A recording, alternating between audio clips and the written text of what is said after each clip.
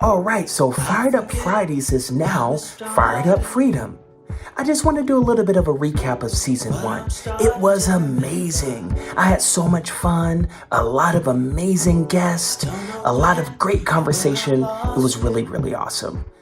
If you're someone who wants to have a growth mindset, if you're someone who wants to take action and go towards your goals, then Fired Up Freedom is great for you. It doesn't matter if your goal is financial or personal. And now that we're moving into season two, we're going to be talking a lot of different things surrounding freedom.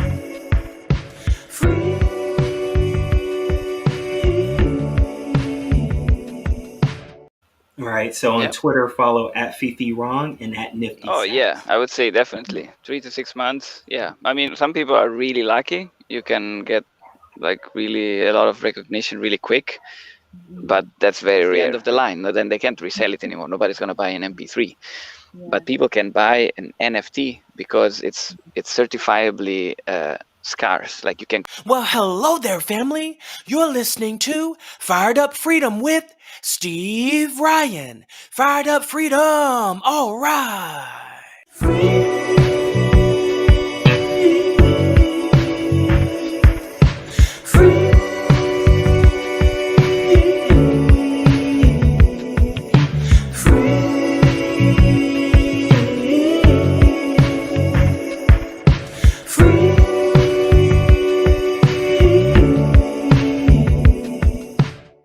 Come and tap into the world of the Freedom Community. Do you love having conversations with other like-minded people? Then the Freedom Family Community is great for you. Visit steveryan.com today. All right, welcome to Fired Up Freedom, which used to be Fired Up Fridays. I say that because some of you, if you've seen some previous episodes where you're seeing this message, it's like, why does he keep saying that? Because sometimes there may be someone who just coded this episode, or they may not have heard it in a different place. So this is going to be in front of every episode from season one. All right. So on this one, this is episode 10 of season one. And this episode is Why Do You Need to Know NFT? A conversation with Fifi Rong and Nifty Sax. Now, that's a very, very, very, very, a very good conversation. Now, just to give you a background, Fifi Rong is an international singer. She's a Chinese-British singer. She's done a lot of shows around the world, and she is big into the music NFT scene. So is Nifty. They've done some successful NFT projects, and they're going to explain why NFTs are so important and why you would even care to know. Now, for some of you, it may land and some of you, it may not. But my take on the NFT world is this.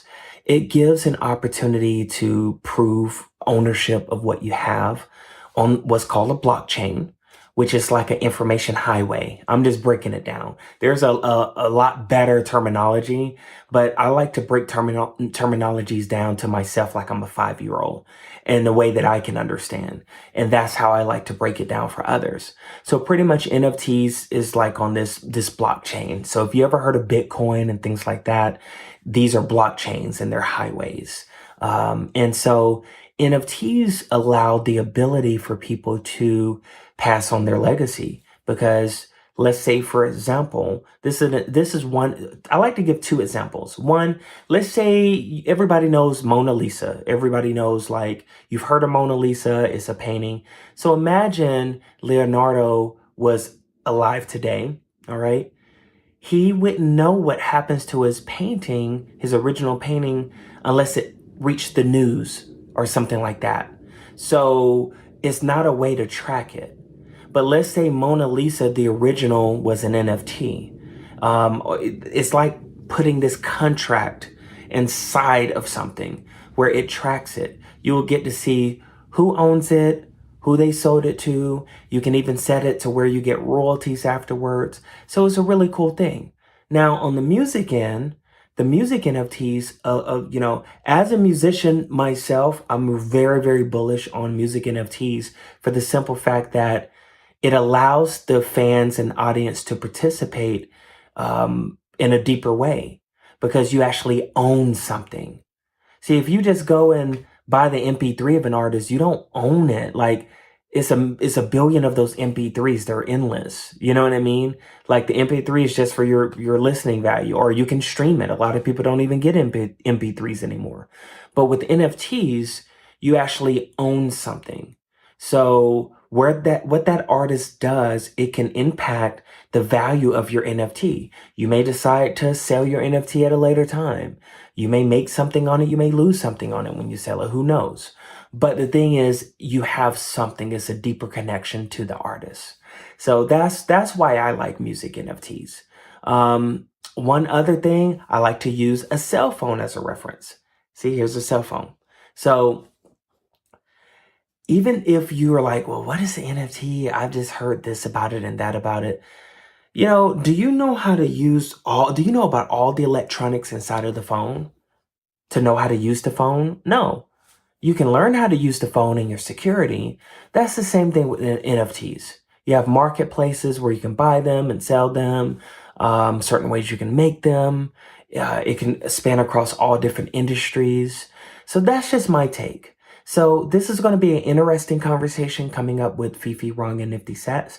Nifty is a saxophonist. He's also a singer, and he's from Italy, and he has a sold out NFT collection, and he also has like a music NFT, what would you call it, distribution, where Nifty Sats Music. He has this academy as well where he's teaching people the ropes of music NFTs if they want to get into that.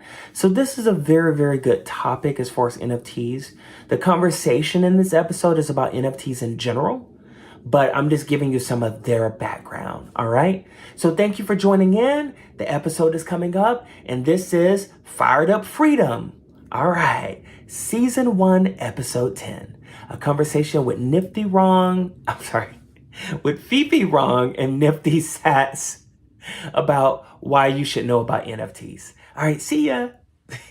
Fired Up Friday is now Fired Up Freedom. Hey, hey, hey.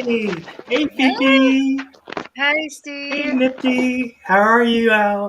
I am Hello, super can you hear me? Oh Oh, my God, yes. I can hear you. Ah, fantastic. And you can hear me too. I can hear you too, Oh so this is amazing. Wow. It's a miracle. Nice, Hallelujah. nice to meet you Amen. all.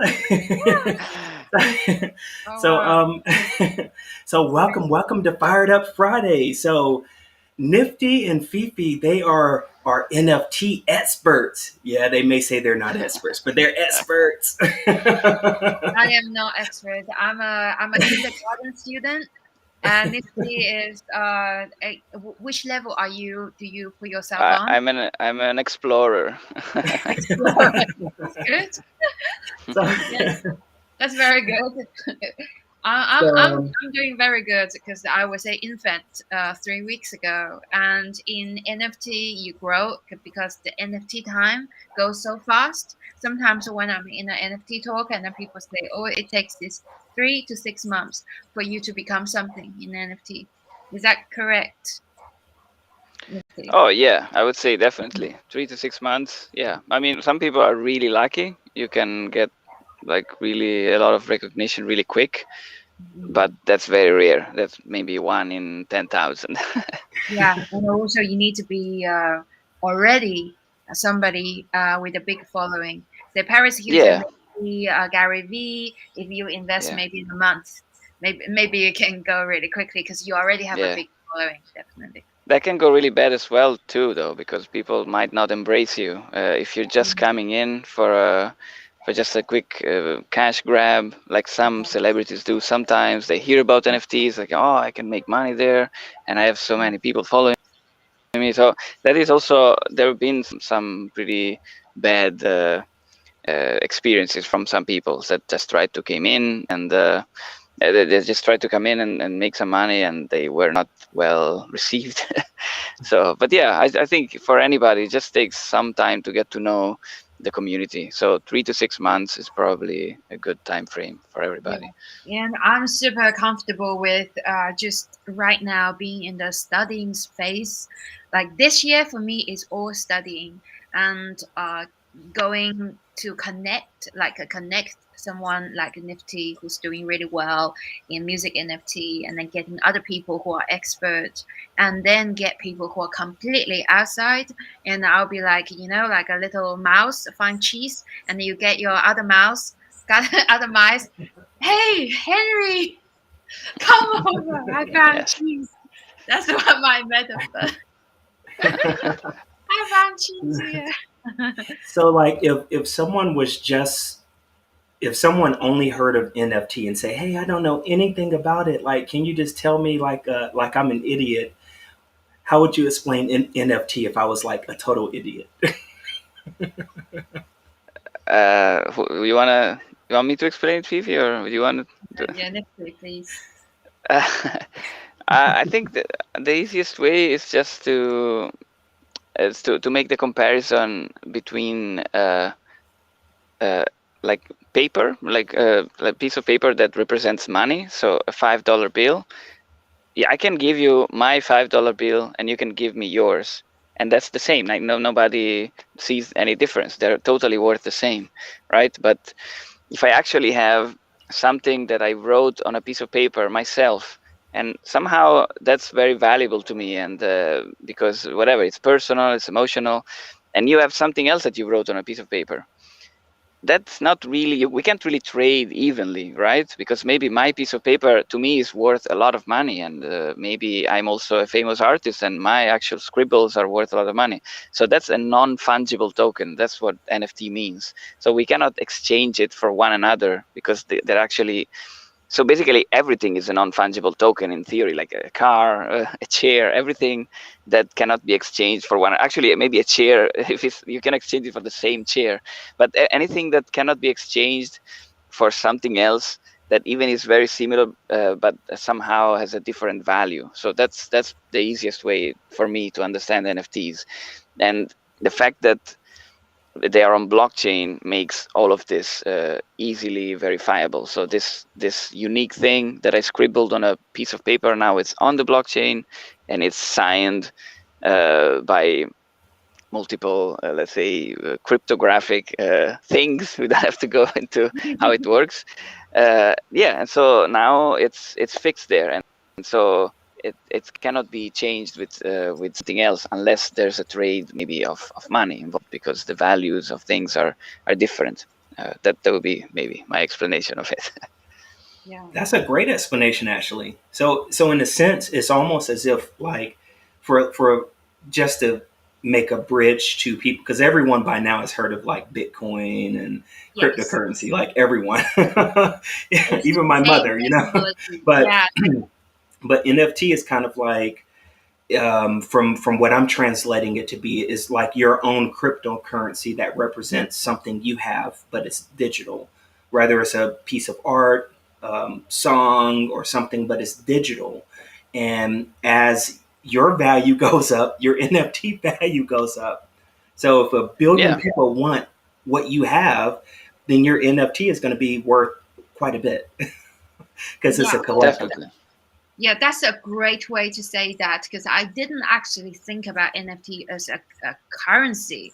I was just talking about the coin, like I can mint my own coin, like a Series A rally or something like that, because today just had a meeting about it.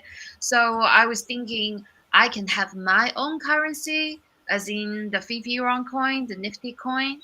But I wasn't thinking about NFT itself being a currency. But in the way you put it, that you can see it as a currency because you can trade, but currency is fungible tokens, Hmm. right? It's Yeah, fungible. it's One, a great way to think about that. Well, yeah, basically, yeah, your work becomes on currency, and the more you become popular, or any somehow also you get better at your craft, then all of your work that you ever put on blockchain you're rises right. in value Yeah. with you.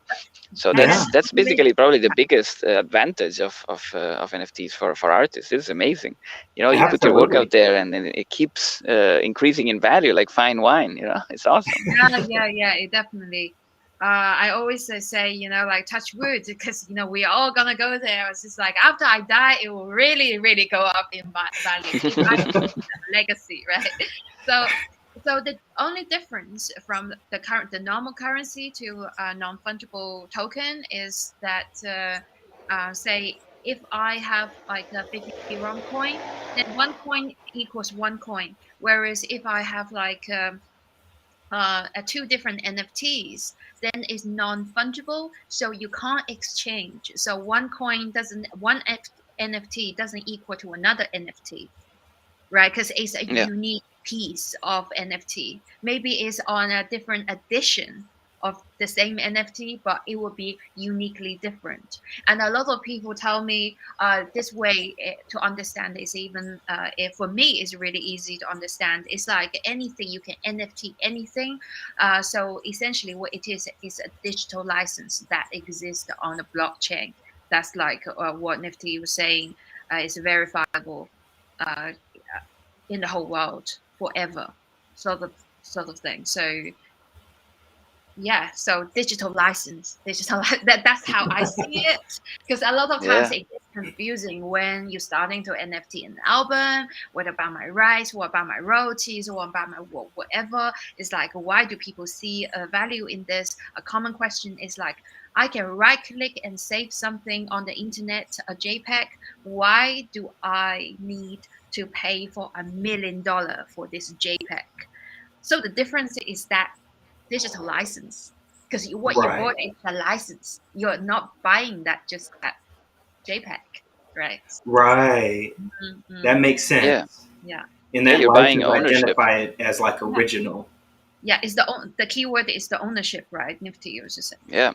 The thing is that now you can verify ownership. Like before, just a JPEG was just a JPEG, but if you put that JPEG on the blockchain, then it's verifiable that there's only one of those. And if you mint another one on the blockchain, you can see that's the second one. So Yeah, Right. that's the beauty of it. So the main thing is just about the public access to information. So you can see the first person to put a certain thing on the blockchain, and so that gives you right to sell it. If it's your work, of course. If you're just stealing Right. somebody else's work, you still don't have the right to do that. But when you buy something on the blockchain, then also you can resell it, and that's also a huge advantage for artists, because then their the fans can become collectors, and they can actually make money with your work. They buy your work and they can resell it. If somebody buys my MP3, that's it. Then that's the end of the line. No, then they can't resell it anymore. Nobody's going to buy an MP3. yeah, But people can buy an NFT because it's certifiably scarce. Like you can create just 2 or just 100 or whatever, just 1,000. Just that's that limited amount, and there's no more. So that's really interesting for me, and I'm super excited to see what people do with NFTs going forward. It's already like this year has been an explosion, but there's so much more that can be done. yeah. Yeah. Fired Up Freedom will be right back after these messages. Do you ever look for certain services or products and it's just hard to find and you want to know if someone else has used that before?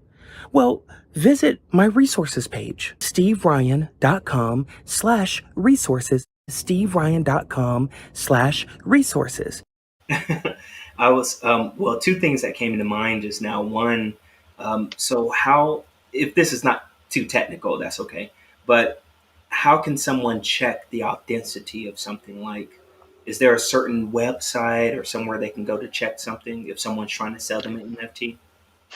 So, in terms of what is authentic on the blockchain, you can verify everything. For example, if it's on the Ethereum blockchain, there's something called Etherscan, where you can verify any transaction that ever happened on the blockchain. So that's easy. Yeah. The other part is a bit more complicated, like to verify that when you're buying, let's say that there's some person selling a JPEG as selling an artwork.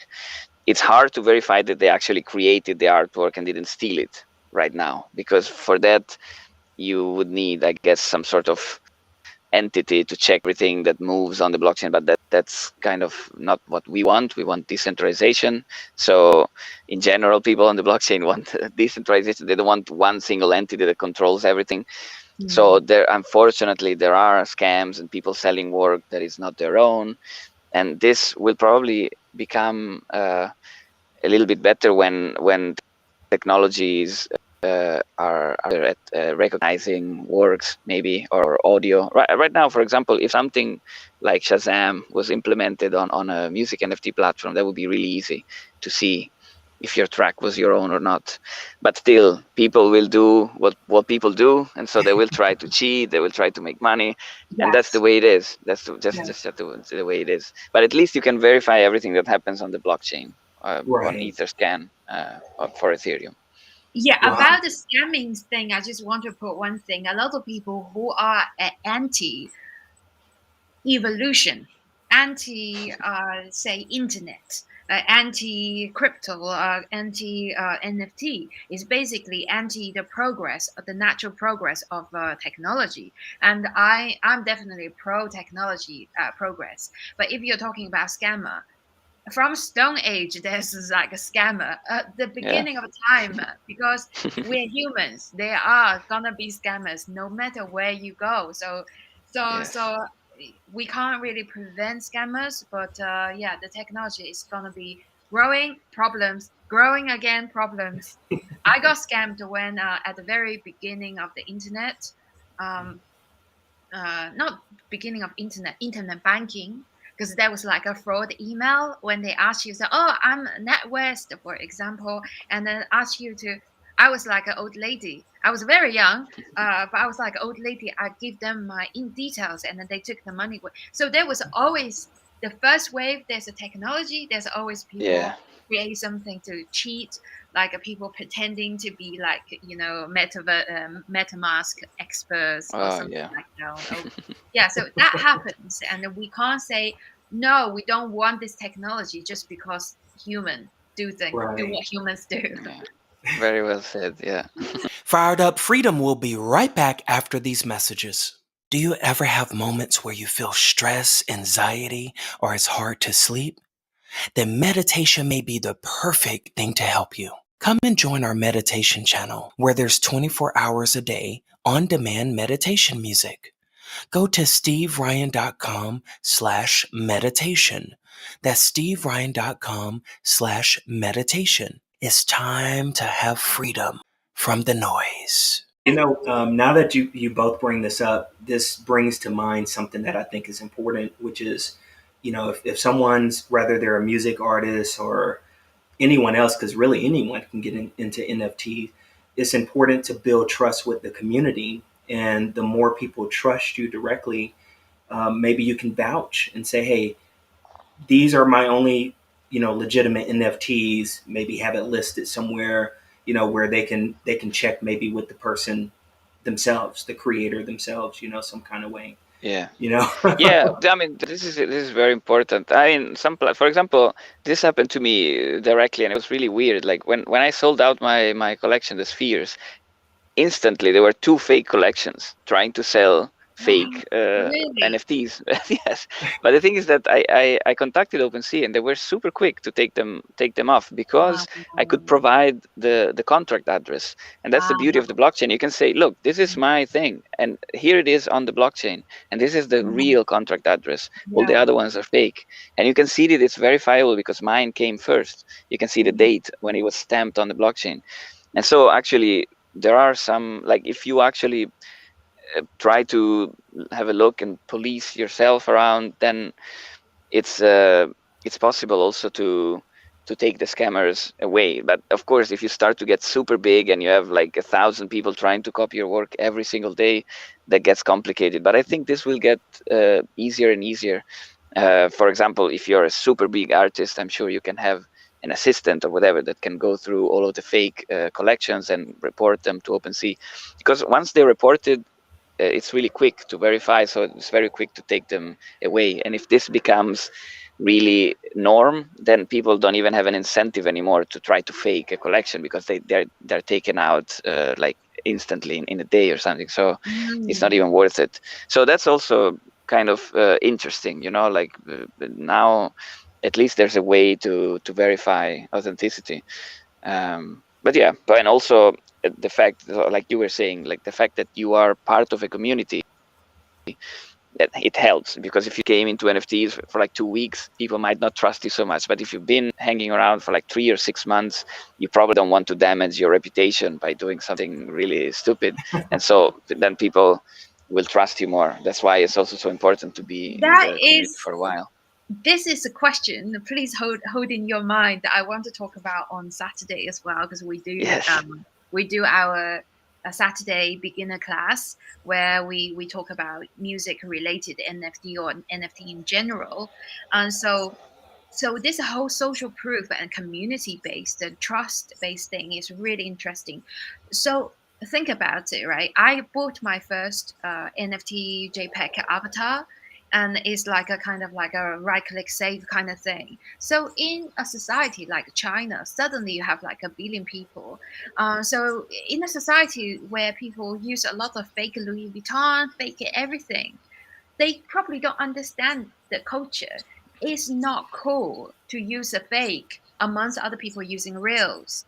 So if you are in a club of like people who use ape, and then you stole your ape JPEG from other people, then the whole tribe of people would despise you. They'll be like, you're such a fake, you steal other people, because those apes, they're millions of pounds, they're millions of dollars.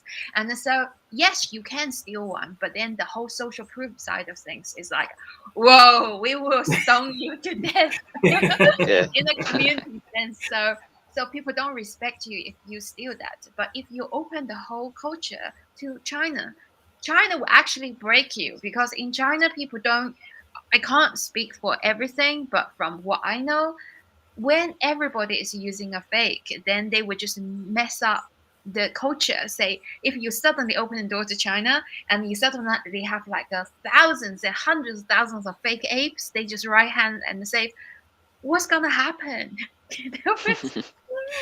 Well, I think, I mean, those are worthless. That's the thing. That's the beauty of it all. Like if you don't have proof of it, many people that have an ape, for example, in the profile picture, they have a proof of ape, or so to speak, and they have a link to the blockchain where they can show that they actually own it. So these things, that's the difference. Actually, a lot of brands, like you were mentioning, like Louis Vuitton and like popular brands, like I don't know who exactly, because I don't follow this so much, but I heard that a lot of brands are getting into NFTs, because when they sell you a bag, they also give you an NFT. And then if you transfer ownership of the bag, then you transfer also ownership of the NFT. And if you don't have the NFT, you don't own an official bag. That's the thing. That's how it's going to be in the future. In the future, you can just probably scan with your phone, like, oh, that's a fake bag. That's it. Yes. There's no NFT. So Actually, get out of here. It's funny you bring that up, because I saw something where Ed Sheeran is like the first biggest superstar. He's going to start doing things to put the blockchain on the tickets to fight against scalpers. Like, this is happening now. So the technology is already there, Fired Up Freedom will be right back after these messages.